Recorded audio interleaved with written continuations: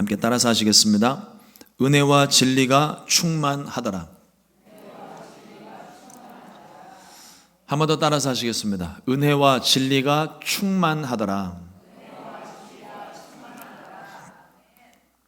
오늘 함께 봉독한 요한복음 1장 14절로 18절의 말씀을 가지고 은혜와 진리가 충만하더라, 이와 같은 제목으로 함께 말씀의 은혜를 나누겠습니다. 내일이면 아기 예수님께서 이 땅 가운데 태어나신 성탄절입니다. 내일 못 나오시는 분들이 있다고 하시길래 지금 미리 좀 인사를 좀 하겠습니다. 옆에 계신 분들 바라보면서 한번 인사하겠습니다. 메리 크리스마스.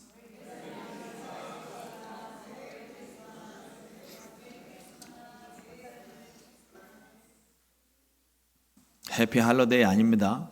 우리는 메리 크리스마스입니다. 오늘 성탄을 앞두고 성탄의 은혜를 또 함께 나누기를 원합니다. 오늘 우리가 함께 봉독한 이 말씀 가운데 예수님 탄생의 의미가 잘 설명되고 있습니다. 말씀이 육신이 되어 우리 가운데 거하시매. 예수님 탄생의 모든 걸 어쩜 이렇게 함축적으로 정확하게 표현하고 있는지 모르겠어요. 역시 성령의 감동을 받으니까 기록도 탁월하게 되는 것 같습니다. 성육신을 말합니다. 태초로부터 우리에게 말씀하셨던 여인의 아들, 그리고 오랜 세월 동안 귀로만 들어오던, 그리고 오신다고 약속하셨던 메시아가 사람의 몸을 입으시고 태어나셨습니다. 들리기만 했던 소리가 부인할 수 없는 증거로 우리 눈에 선명하게 보인 거예요.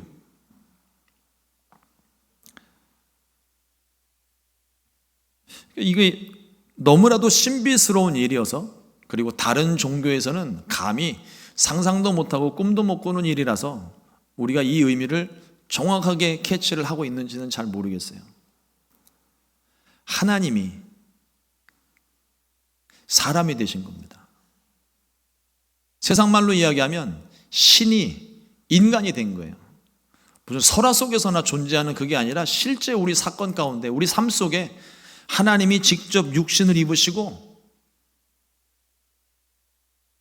세상 신화는요, 신들이 사람을 벌주기 위해서 혼내주려고 들어오는 경우도 있어요. 그런데 어느 신화, 어느 종교 속에서도 사람을 대신하여 신이 죽기 위하여 오는 경우는 없습니다. 예수님 한 분밖에는 없는 거예요. 그 일을 이루시려고 예수님께서 친히 이 땅 가운데 오셨습니다. 하늘 보좌를 버리고 낮고 낮은 이 자리에 죄인의 몸으로 오셔서 우리의 모든 죄를 짊어지고 십자가에서 죽으셨죠. 그 위대한 구원 사역을 이루시기 위해 오신 날이 성탄절입니다. 그러니까 우리가 십자가의 은혜만 생각할 것이 아니라 사실은 은혜의 시작은 예수님 이 땅 가운데 오시면서부터 이미 시작이 된 거예요. 그래서 말씀 가운데도 있는 겁니다. 은혜와 진리가 충만하더라. 하나님은 영이시기 때문에 눈으로 볼 수 없는 존재입니다. 많은 사람들이 하나님을 믿지 못하는 이유이기도 합니다. 안 보이거든요. 그런데 2000년 전 성탄절 즈음에 태초부터 하나님과 함께 하셨던 그 말씀이 육신이 되셨고 눈으로 볼 수 있게 육신을 입으신 거예요. 여러분, 제가 이렇게 여러분들에게 설교를 하고 있지만, 요즘은 설교를 하고 있지만 제가 하는 말소리가 여러분들 안 보이시잖아요. 요즘은 시대가 하도 좋아서 유튜브 틀어놓으면요, 밑에 자막이 떠요. 누가 치지 않아도 자막으로 한글이 떠요. 그 소리가 글로 보이기 시작하는 겁니다. 이것과 비교할 수는 없지만 그동안 메시아에 대한, 구원자에 대한, 회복에 대한 수많은 예언의 말씀들이 있었는데 그 예언의 말씀을 귀로만 듣다가 드디어 예수님이 태어나시면서 그 메시아를 눈으로 볼 수 있는 은혜를 경험했다는 것입니다. 한 아기가 우리에게 나신 바 되었고 품 안에 안긴 아기가 우리에게 하나님을 알려주었습니다. 이 아기는 태초로부터 우리에게 약속하신 독생자 예수 그리스도이십니다. 요한복음 1장 18절 말씀에 보면 본래 하나님을 본 사람이 없으되 아버지 품속에 있는 독생하신 하나님이 나타내셨느니라. 아무도 하나님을 본 사람이 없는데 예수님을 통해 하나님을 볼 수 있는 특별한 은혜를 허락해 주셨다는 거예요. 여러분, 성경에도 하나님은 영이시니 아무도 본 사람이 없다고 기록을 하고 있습니다. 또 가끔씩 천국을 다녀오신 분들 간증을 우리가 듣잖아요. 간증하시는 분들이 여러 가지 많은 상황들이 이것도 보고 저것도 보고 다른 얘기들을 조금 할 수가 있는데 공통적으로 똑같은 소리 하는 게 있습니다. 하나님을 봤는데 너무 빛이 강렬해서 볼 수가 없었다. 형체를 볼 수가 없었다. 시꺼머리하게 무슨 사람 형체 같은 게 보이긴 하는데 정확하지는 않다. 이 말은 다 똑같아요. 하나님께서 그럼에도 불구하고 하나님을 볼 수는 없는 그런 존재들인데도 예수님을 통해 하나님이 스스로 자신을 직접 드러내신 거예요. 죄 때문에 하나님을 볼 수도 만질 수도 없는 인생들로 하여금 직접 보고 믿게 하시려는 하나님의 특별한 사랑이었다는 겁니다. 그렇기 때문에 이제는 보지 못했기 때문에 믿지 못했다는 변명이 소용없게 되었어요. 예수님께서 이 땅 가운데 나신 바 되었고 예수님께서 우리와 같은 형제를 입으시고 또 우리와 같은 심성을 가지시고 이 땅에서 사시는 동안 많은 사람들이 예수님을 보았기 때문입니다. 누구에게나 이제는 구원의 길을 열어주시고 예수님을 믿기만 하면 구원을 얻게 하셨습니다. 이 놀라운 구원과 사랑이 성탄절에 담겨져 있는 메시지예요. 요한복음 1장 1절 말씀에 보면 태초에 말씀이 계시니라 이 말씀이 하나님과 함께 계셨으니 이 말씀은 곧 하나님이시니라. 예수님은 말씀의 빛으로 우리에게 보여주셨습니다. 하지만 어둠 속에 있는 자들이 이 빛을 깨닫지를 못해요. 오늘 아침에도 여러분들이 혹시 경험했을지 모릅니다. 밤에 잠을 주무실 때 다 불을 꺼놓고 주무시잖아요. 다 꺼놓고 잠을 자다가 자명종 소리가 울렸을 때 그때 소리를 듣고 불을 딱 켜면 순간적으로 아무것도 볼 수가 없습니다. 너무 강렬한 빛이 임해서 순간적으로 내가 아무것도 볼 수 없는 지경에 이르는 거예요. 거룩한 하나님의 빛이, 말씀의 빛이, 생명의 빛이 이 세상 가운데 비추어졌을 때 사람들이요 그 빛을 보고도 깨닫지를 못해요. 알지를 못해요. 볼 수가 없습니다. 예수님 탄생하시는 그 당시만 하더라도 유대인들은 메시아를 간절히 기다렸지만 메시아의 탄생 사실 자체를 아는 사람이 거의 없었습니다. 메시아로 예수님께서 오셨지만 알아보는 이가 없었고 예수님께서 말씀을 주시고 기적을 보여주셨지만 믿는 사람들이 많지가 않았어요. 요한복음 1장 10절로 11절에 보면 그가 세상에 계셨으며 세상은 그로 말미암아 지은 바 되었으되 세상이 그를 알지 못하였고 자기 땅에 오매 자기 백성이 영접하지 아니하였으나 이렇게 기록합니다. 말씀을 묵상하면서 덜컥 겁이 난 거예요. 2023년 오늘을 살고 있는 나의 모습은 이 사람들과 같은가 다른가? 예수님께서 우리 가운데 오셨고 우리를 용서하시고 구원해 주셨는데 이 중요한 날 주인공 되시는 예수님을 알아보지 못하고 관심도 없는 건 아닙니까? 이 성탄절의 주인공에게 집중하고 있는지, 예수님께 우리가 지금 집중하고 있는지, 예수님 탄생의 의미를 우리가 진짜 마음속에 깊숙이 새기고 있는지를 다시 한번 점검해 보는 시간이 됐으면 좋겠습니다. 주님은 우리와 지금도 함께 계세요. 여러분들이 받으신 카드에 이것도 140번 정도 썼는데 2000년 전에 오신 예수님은 지금도 우리와 함께 하시는 거예요. 지금도 우리와 함께 하고 계시는데 우리는 그거를 잘 느끼질 못해요. 잘 몰라요. 너무 바빠서 관심 쓸 겨를이 없습니다. 다른 일에 집중하느라 곁에 계신지를 몰라요. 그러나 우리가 이거 하나는 분명히 기억하셔야 됩니다. 주님은 나와 함께 계세요. 지금도 함께 계세요. 심지어는 내가 죄 짓는 순간에도 나와 함께하고 계시는 거예요. 내가 예수님 무슨 술래잡기 할 때 꼬리 잘라내듯이 떼낼 수 있는 그런 관계가 아닙니다. 뗄래야 뗄 수 없는 관계가 됐어요. 그런데 내가 죄 짓는 그 순간 내가 내 눈을 가리고 내 마음의 문을 닫고 예수님 모르는 척 등 돌리고 내가 하고 싶은 일을 한다는 거예요. 그 순간에도 주님은 우리와 함께하고 계십니다. 그걸 다 지켜보시는 거예요. 그리고 안타까운 마음을 가지시는 거예요. 저러면 안 되는데, 이건 아닌데. 지금 여러분들 앉아 계신 그 자리에도 주님이 지금 다 함께하고 계시는 거예요. 그거를 우리가 깨달을 수 있어야 됩니다. 매일매일 생각할 수 있어야 돼요. 너무 세상 일에 바쁘게 살지 마세요. 주님보다 더 중요한 건 없습니다. 우리는 그걸 알잖아요. 영의 생명이 무엇보다 중요한 걸 알잖아요. 그럼에도 불구하고 우리는 영의 생명보다는 오늘 내가 해야 될 일, 제가 지난주, 이번 주 계속 지금 스트레스를 받고 있는 것 중에 하나가 지금 설교에 대한 부담감인데요.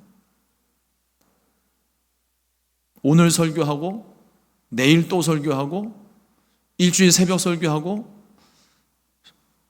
또 주일 설교하고 송구영신 예배 드리고 특별 새벽 기도 드리고 신령보호성회 설교 준비해야 되고 이러다 보니까 마음이 너무 분주한 거예요. 말씀을 읽는데 말씀 속에서 주님이 안 보이고 설교거리만 보여요. 그래서 제가 말씀을 준비하다 이거는 아닌데 하는 생각이 들었습니다. 그러면서 무슨 생각했냐면 말씀이 곧 하나님인데 오늘 성경 말씀을 한 3장 읽고 설교를 끝낼까 보다 하는 유혹도 받았습니다. 근데 뭐 그렇다 하더라도 말씀은 말씀이니까 어느 날 갑자기 제가 그러고 내려갈지도 몰라요. 하지만 제게 주신 사명이 있고 말씀이 있기 때문에 그것을 우리 성도님들과 함께 나누는 것이 설교인데 너무 많은 설교 비중이 있다 보니까 이게 부담이 되고 어느 순간 말씀을 보면서 주님 발견하고 내가 그 속에서 기쁨을 누려야 되는데 설교에 부담감을 받고 스트레스를 받으니까 말씀 속에서 주님은 보이지 않고 그냥 어떻게 설교할까만을 고민을 하고 있는 그런 제 자신을 보게 되는 거죠. 여러분 저처럼 살면 안 됩니다. 세상 일 아무리 바쁘셔도 주님 잃어버리면 안 돼요. 주님 생각하는 거 놓치시면 안 됩니다. 저도 다시 한번 마음을 새롭게 하고 다시 준비를 하고는 있는데 여러분 절대로 주님보다 더 중요한 거는 없어요. 이걸 꼭 기억하십시오. 주님보다 더 중요한 거는 아무것도 없습니다.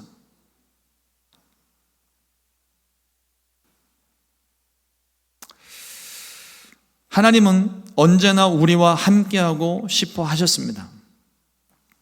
태초에도 말씀으로 함께 하셨고 빛으로 생기로 우리와 함께 하셨고 죄짓고 배반하는 이스라엘 백성들 가운데에도 때로는 심판의 말씀으로 때로는 권면의 말씀으로 말씀 가운데 역사하셨으며 예수님 당시에도 사람들이 알아보지 못하고 관심도 없지만 여전히 그들 가운데 함께하고 계셨습니다. 오늘도 세상은 예수님께 관심을 갖지 않지만 주님은 지금도 우리와 함께 하시며 여전히 우리를 기다리고 계십니다. 하나님께서 우리에게 참 귀한 이름을 주셨습니다. 마태복음 1장 23절 말씀에 보라 처녀가 잉태하여 아들을 낳을 것이요 그의 이름은 임마누엘이라 하리라 하셨으니 이를 번역한즉 하나님이 우리와 함께 계시다 함이라. 하나님이 우리와 함께 계시다. 참 귀한 이름이에요. 잊어버릴 수도 있을 법한데 이 귀한 이름을 우리 가운데 주시고 우리 마음 가운데 새겨 넣으신 겁니다. 우리가 잊어버려도요 주님은 우리 곁을 안 떠나세요. 내가 예수님 믿는 그 순간 우리는 이미 돌아올 수 없는 다리, 끊을 수 없는 끈을 매버린 겁니다. 여러분 함부로 신앙생활을 멈추거나 교회를 떠난다거나 주님 곁을 떠난다거나 이런 일 절대로 없으시길 바랍니다.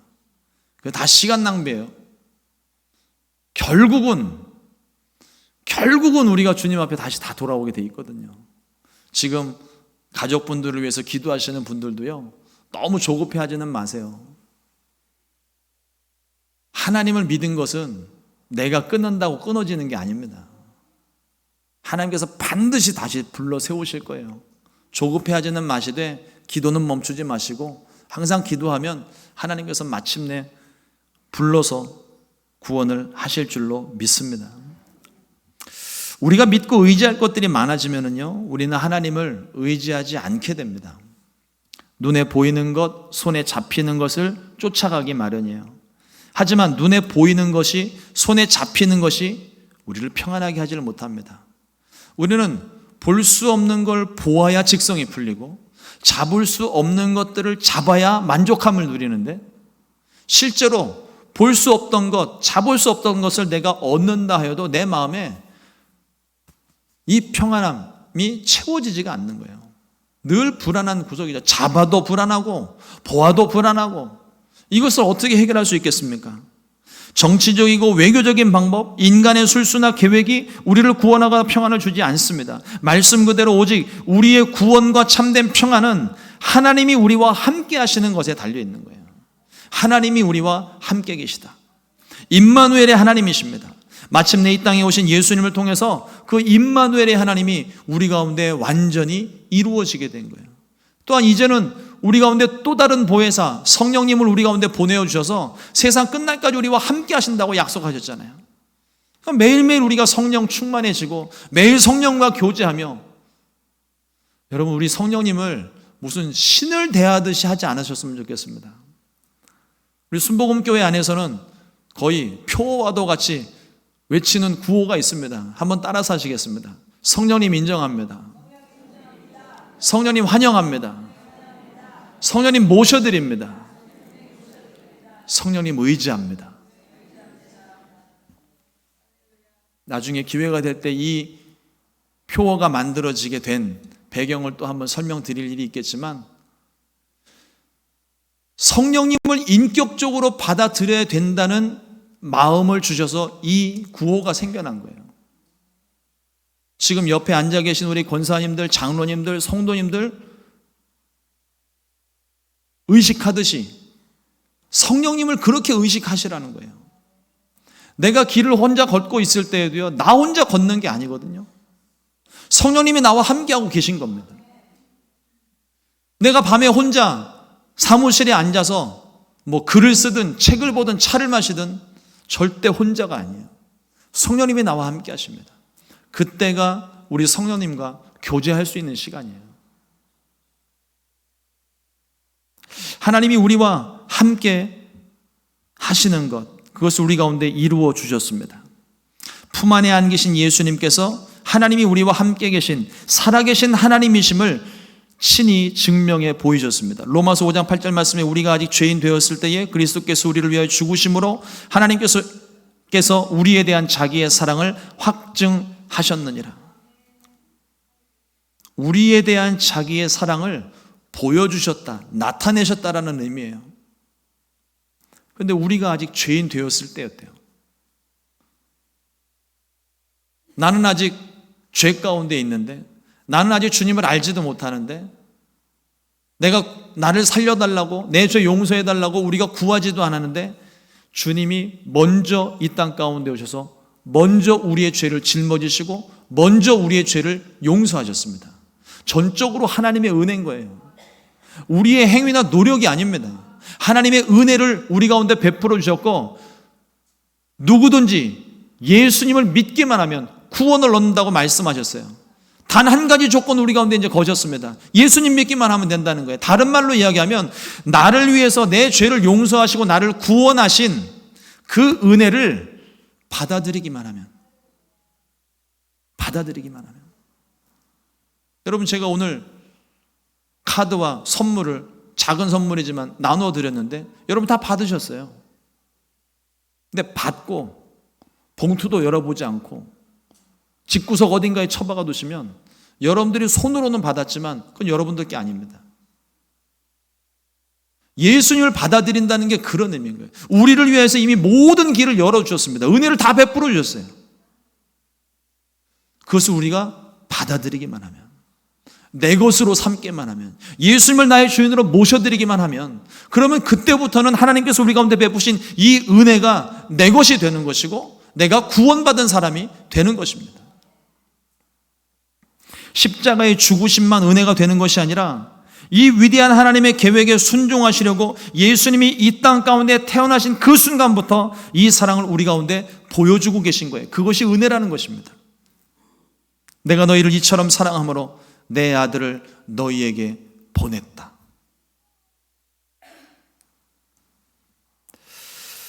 가브리엘 천사가요, 아직 남자를 알지 못하는, 결혼도 하지 않은 마리아에게 아기 예수님의 나심을 선포했습니다. 누가복음 1장 31절에 보면 보라 내가 잉태하여 아들을 낳으리니 그 이름을 예수라 하라. 남자를 알지 못했던 여인에게 임신 소식은 그냥 그 사건 자체로 충격입니다.